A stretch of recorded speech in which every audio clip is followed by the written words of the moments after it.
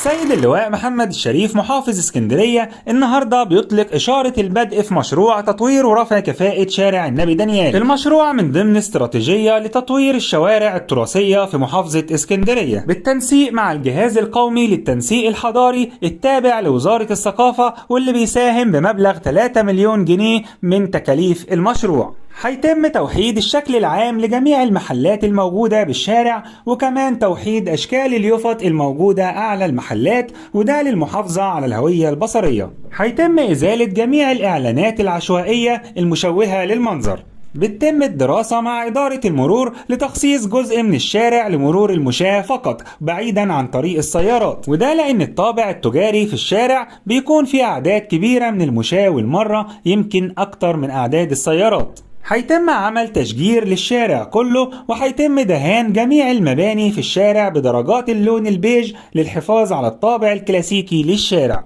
العقارات التراثية الموجودة وعددها 15 عقار هيتم إعادة دهانهم بنفس ألوانهم الأصلية، وهيتم تحليل المواد الأصلية اللي تم بنائها بيها لإعادة ترميمها بنفس المواد. هيتم ترميم المباني العادية اللي تحتاج لترميم بمواد حديثة.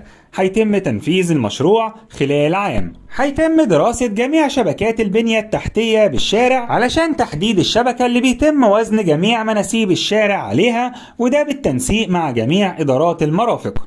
أما بالنسبة لمحلات بيع الكتب والموجودة في الشارع فهيتم إعادتهم في نفس المكان بعد التطوير. مشروع مهم بيحقق التكامل مع المناطق القريبة اللي بيتم تطويرها زي ميدان محطة مصر والمبنى التراثي لمحطة قطارات السكة الحديد والمتحف اليوناني الروماني واللي بيتم تطويره حاليا، وشارع النبي دانيال اللي بيعتبر بتاريخه ومبانيه العريقة متحف بذاته. لو الحلقة عجبت حضراتكم وحابين تعرفوا ايه اللي بيحصل وكل جديد في محافظة اسكندرية وكمان تاريخها وحكاياتها وأسرارها وتفاصيلها، يا ريت دلوقتي تشرفوني بالاشتراك في القناة وتفعيل زر الجرس على الكل علشان يجيلكم إشعار بالحلقات الجديدة. ويا ريت لايك للحلقة، وزي ما تعودنا تقولولي في التعليقات حضراتكم كنتوا اللايك رقم كام علشان نعرف بعض.